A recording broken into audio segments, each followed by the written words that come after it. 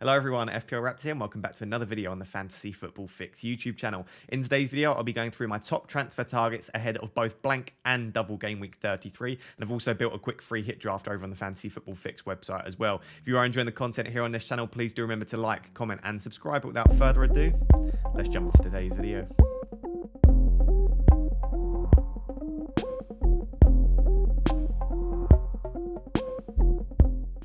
So guys, we're going to start with two defenders today. We don't tend to cover defenders too often on these top transfer target videos. That's because for a lot of the season, we've sort of had a very set defense. And I do think there are still players that we're going to want to own for the back end of the season. The likes of James, Cancelo, Trent are good options long term. But I do also think there's some immediate gain to be had by targeting specific double game weeks. And I think game week 33 in particular could be a pretty decent week to target a few players with your defensive transfers. So the two players that we're considering here are both left backs. That is Matty Targett and Alex Telles. Now, I didn't think I'd be including Alex Telles anytime soon in a transfer targets video, but Luke Shaw is actually suffering with difficulties back from when he broke his leg in 2015, 2016, I think it was, against PSV. So he might actually have to have surgery, and it looks like he could be out for either the remainder of the season, but at the very least the next few weeks. What that means is that Alex Telles should really start both games in game week 33 and potentially could start for the remainder of the season as well. So he now becomes a very good option because we know which player is going to play in that left back position. And then Targett's actually been putting up pretty good underlying data since transferring over to Newcastle. So I do think that he's worth considering as well. If we take a look at the comparison between the two, obviously Targett is £0.3 million cheaper, but I think for most of us, we can probably get to either. With respect to the fixtures, I do think that the fixtures are slightly better for Manchester United. However, I think the next three for Newcastle definitely swings it in favour of Targett. So they've got Leicester at home, Crystal Palace at home, two home fixtures in the double game week, two defences which are pretty leaky, so he could get an attacking return. But both Leicester and Palace have been pretty decent going forward, so that does mean the clean sheet potential is slightly lower. Then there's Norwich in game week 34. The difficulty for Newcastle is that they've then got Liverpool, Man City and Arsenal for the 3 weeks in 35, 36, 37 before finishing with Burnley. So realistically, if you're going for Targett, you're either going to want to have played a free hit in 36 or 37 and be willing to bench him in the other one, or you're potentially going to want to transfer him out from 35 onwards. With respect to Alex Telles, decent enough double against Norwich and Liverpool. Realistically, you're bringing in Manchester United players for double game week 33 for that Norwich fixture. Arsenal in 34 isn't particularly great, but what he does have is two decent fixtures against Brentford and Brighton in 35 and 36, then finishing the season with Chelsea and Crystal Palace. It is worth noting that if Chelsea do get knocked out of the Champions League, which is looking relatively likely after that first leg against Real Madrid, there is a small potential that their fixture against Chelsea in game week 37 is actually moved to game week 34. Now, unfortunately, we're probably not going to know that until game week 33 is already gone. But there is a small potential that he could therefore have a double-double. Norwich, Liverpool, Arsenal and Chelsea in the next 2 game weeks. Again, unfortunately, probably unlikely that we'll get that confirmed until after the game week 33 deadline. So those are the fixtures, probably pretty equal between the two of them. I would say that probably for both Telles and Targett, you're probably targeting these players at short term. You're not going to want either of them until the end of the season. So do consider that. Potentially would be slightly more appropriate for those of you that are on your free hit. When we compare the underlying statistics between the two of them, they're actually both putting up pretty good underlying statistics, which is the reason that they're both on this list. So projected points over the remainder of the season, now we are getting towards game week 38 when we look over the next 6 game weeks. Telles is projected to just about come out on top, but both projected to get some pretty decent points, around sort of 20 across the next 6 weeks. With respect to expected FPL points so far this season per 90, Telles is coming out on top, almost an extra expected FPL point per 90 thus far. Non-penalty expected goals and expected assists. This is obviously the best metric to look at in my opinion. They're actually fairly comparable between the two. So Targett's getting 0.13, which is definitely very good, but Telles is actually getting 0.18. So again, both pretty impressive, but Telles is actually pushing towards the likes of sort of Cancelo and Robertson. Not quite there, but he's pushing up to that. And for £5 million, again, if Shaw is going to get surgery and he looks like he's out for the remainder of the season, to have a nailed left back, putting up those pretty good underlying statistics from an attacking perspective is pretty good. Some of you might consider why I haven't put Shah on this list. Actually, Targett does have better underlying statistics than Shah. So Shah's actually got a 0.09 non-penalty expected goal involvement per 90, whereas as you can see here, Matty Targett has 0.13. So I think if you're deciding between the two, I actually do just about prefer Matty Targett, although Shah is a pretty good option because he does take some free kicks quite often for Newcastle and takes quite a few shots from outside the box for a centre-back. With respect to big chances per 90, neither of these are getting any big chances per 90, really. Targett's had like 1 or 2 across the season. Alex Telles has absolutely none. So neither of these are going to get lots of sort of big chances on goal. You're pretty much bringing them in for those expected assists and then maybe the odd pot shot outside the box. And then touches in the box per 90, Tellez does just about edge Matty Targett, but both of them are getting around sort of one touch in the box per 90. So again, they're not getting into the box too often.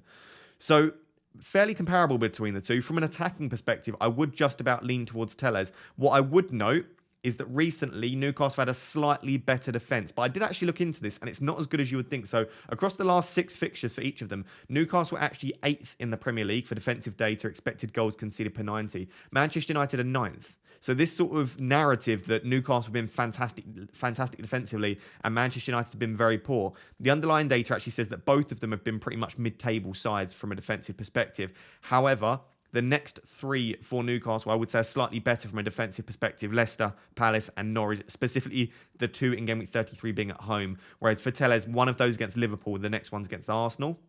So I guess I would actually probably just about lean. If you're looking specifically at the next sort of 2 game weeks, even if it is just for Game Week 33 free hit, I would actually probably just about lean towards Matty Targett, just because I think the clean sheets are slightly more likely. But I do really like Tellez. And the thing that you've got to consider with Tellez is that he's also on some corners. As you can see by the touch map, he's actually on some corners, sometimes both sets of corners when he is on the pitch. So I think I'd potentially have both of these in a free hit, but if I had to choose one, I'd go for Targett. I think if you're not on your free hit, maybe Targett would be the one to go for, just because he's also got a nice Game Week 34 fixture. But let me know down below, are you considering Targett or Tellez, either with your free hit or with your free transfers? Do let me know down below. If not, are there any other defenders you might be considering outside of these two? Always let me know down below. So we are sticking with Newcastle here. I've actually got Chris Wood versus Alan Saint-Maximin. They're both at a very similar price. I think before this week, most people would have probably said Saint-Maximin. Chris Wood has confirmed, as we thought, that he is on penalties, though. So that is something worth considering, because penalties do bear weight with our decisions. If a player gets sort of... We saw with Ivan Toney as an example. Now, this is sort of an anomaly. This wouldn't happen very often. But Toney had, was it 3 penalties in 2 weeks, I believe it was a few weeks back, scoring 5 goals in total. So penalties are important, and we do need to consider that in a decision making. But what I wanted to look at is Wood worth considering if we take penalties out of the equation? So 6.7 million for Wood, 6.8 million for Alan Saint-Maximin. We've taken a look at the fixtures. They're pretty similar from a defensive versus an offensive perspective. But what I would say is that Leicester fixture is pretty nice from an offensive perspective in comparison to defensive. But Crystal Palace are very solid defensively. So it does sort of equal out, I would say. It's equally good for a defense versus an attack for Game Week 33 and Game Week 34. When we compare the underlying statistics for the two of them, there is a slight winner in my opinion. So expected FPL points per 90 across the season thus far. Alan Saint-Maximin is on 4.03. Chris Wood is on 3.5. And I would say before we continue, I know that Chris Wood played a lot of games for Burnley this season. His underlying statistics are remarkably similar for Burnley versus Newcastle. The only difference is that he's slightly more creative for Newcastle and that his goal threat is slightly lower, but his total underlying statistics are actually fairly comparable for the two clubs. So that doesn't really make much of a difference if we look at those two sort of sets of sample sizes. So the big difference here for me is non-penalty expected goal involvement for Chris Wood is 0.27 per 90. That's not very good at all. That's pretty poor, considering the fact that he's about 6.7 million. I would much rather go down to the likes of Mateta there, potentially a Cucho Hernandez if he's fit, someone like that. Even a Broyu would probably be better. 0.37 for Alan Saint-Maximin. Again, isn't outstanding, but that is quite a substantial difference. A 0.1 per 90 difference between the two. So looking at that, you would say that Saint-Maximin is the clear favourite there, sort of pushing towards 0.4 non-penalty expected goal involvement. But Chris Wood is on penalties, and all you need is 1 or 2 penalties to bump that statistic up close to Saint-Maximin. So it is very difficult to try and predict when penalties will occur, but considering they get 3 fixtures in the next 2 game weeks, you might hope that there's a penalty in there, and that might actually make you sway towards Chris Wood. But when we take penalties out of the equation, because they're so difficult to predict, Saint-Maximin is coming out on top there. Big chances per 90. Chris Wood again is at 0.41 here. Saint-Maximin is at 0.2. So Chris Wood is getting double the big chances of Saint-Maximin. Of course, a penalty counts as a big chance, and that might therefore bump up Chris Wood's underlying statistics slightly, but Chris Wood is still getting slightly more big chances than Saint-Maximin regardless of penalties, and I think that just is due to the fact that Chris Wood is an out-and-out central striker, whereas as you can see by the touch map, Saint-Maximin can drift out left and drift out right as well. And then touch in the box per 90, 3.43 for Chris Wood, 4.49 for Saint-Maximin. So Saint-Maximin's getting an extra touch in the box per 90 in comparison to Chris Wood. So if we look at the two of them, I would say that they're fairly comparable. Saint-Maximin, for me, is definitely the clear favourite, in my opinion, looking at his underlying statistics, getting more touch in the box, more higher non-penalty expected goal involvement per 90. However, if you think that in the next three games, Newcastle are going to get a penalty, that would make me lean towards Chris Wood. Because if he scores, gets that penalty, he could get a 9-pointer. Saint-Maximin's going to need to get at least 1 or potentially 2 attacking returns to just equal that 9-pointer from Chris Wood. So I think it's pretty close. It really does come down to, do you fancy Chris Wood to get a penalty? If you don't, I do think that Saint-Maximin's the one to go for. Let me know down below if you are considering either of these Newcastle strikers. The final thing I would say is, if you look at the underlying data from a team perspective, it definitely suggests that you should probably go for Newcastle defenders. So you might even want to go for like a Shah and Targett double up if you're on a free hit. The Newcastle attack isn't particularly good. Even since Eddie Howe sort of taken over and started to boost Newcastle's underlying data as a team, their defence is definitely the one to target as opposed to their attack. But I do think that you could definitely do worse for Wood or Saint-Maximin as your third choice striker. So the 5th and 6th players to look at today are Kiernan Dewsbury-Hall and Anthony Elanga. The reason for looking at these two guys is that I just think that they're very good budget enablers for Game Week 33 and potentially beyond as well.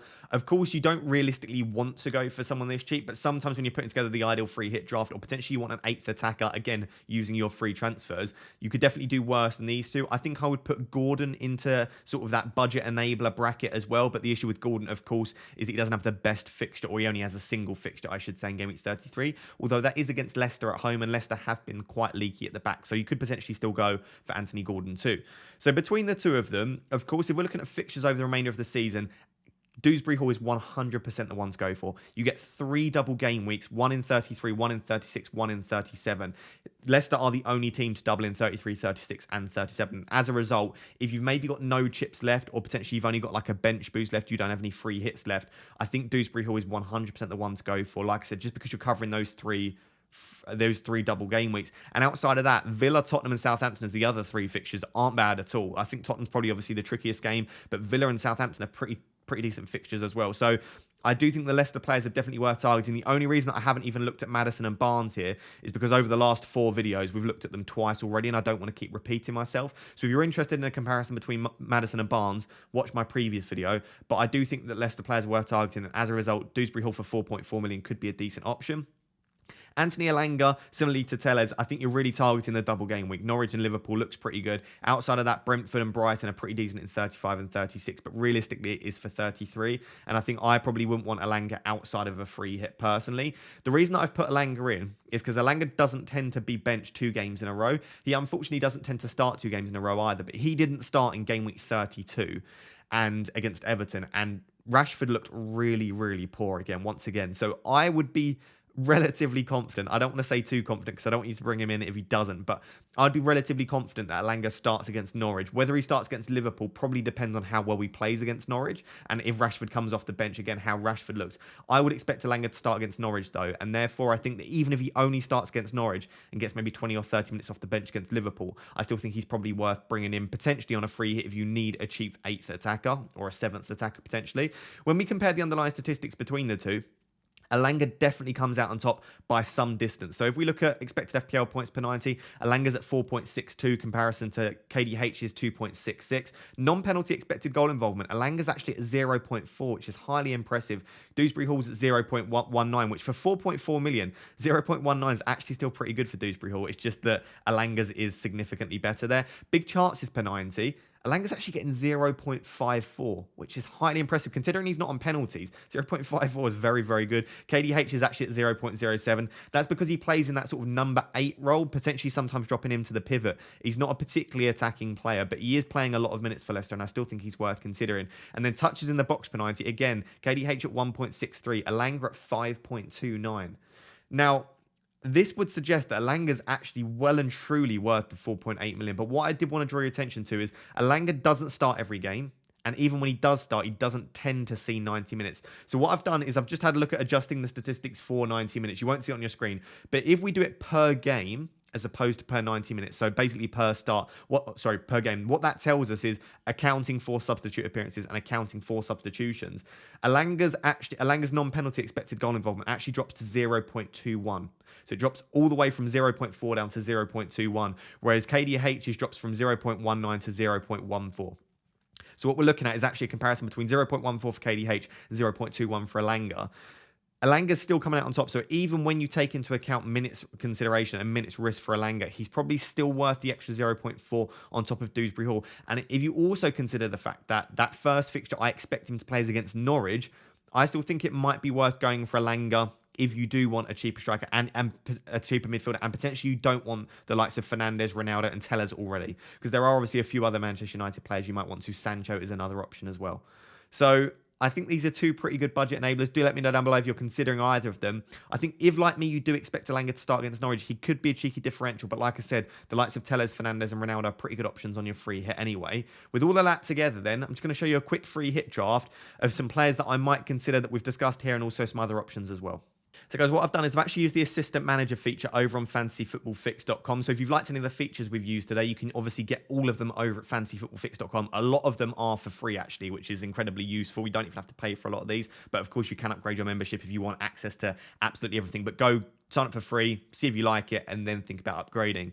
What I've done, so I've used the assistant manager feature. So what this does is it allows you to tinker with your team, build certain drafts over different game weeks, save those drafts. It also gives you your projected points for the game week, which is super useful because you can switch in and out different players and see if that boosts your projected points, and basically try and optimize as many projected points as you possibly can. So the free hit draft that I've built here actually gives me 86 projected points. I can actually get that towards 100 projected points, but there are certain players that I actually fancy, maybe just gut feelings as opposed to them being the optimal pick for that week. You can see I've actually got 1.7 million in the bank still with this free hit draft as well. So you can potentially upgrade some of these players. Well, if you want the likes of Son, if you want to try and stretch to the likes of Sancho, or potentially KDB is a decent single game week option if you want to. I've actually got Dubravka and Targett in here. Like I said, Newcastle's defensive data hasn't been outstanding, but they are 8th in the Premier League over the last 6 game weeks. So I still think they're definitely worth considering. And as a result, I think Dubravka and Targett could be pretty good cheap options. I've got Tellez in there as well. So the 2 defenders we've looked at today, I do have in there. And I've actually got Cancelo as a single game week option there. We know how good Cancelo is. Attacking potential, clean sheet potential. That fixture against Brighton at home is very nice, and I do expect him to start that game because obviously Man City is still in a title race with Liverpool. I've then got Justin and Taylor on the bench as 2 other cheap options that I think could be good for the double game week. If you don't want Cancelo, I think both Justin and Taylor could come in. Even someone like a Johnny Evans could be a decent option as well.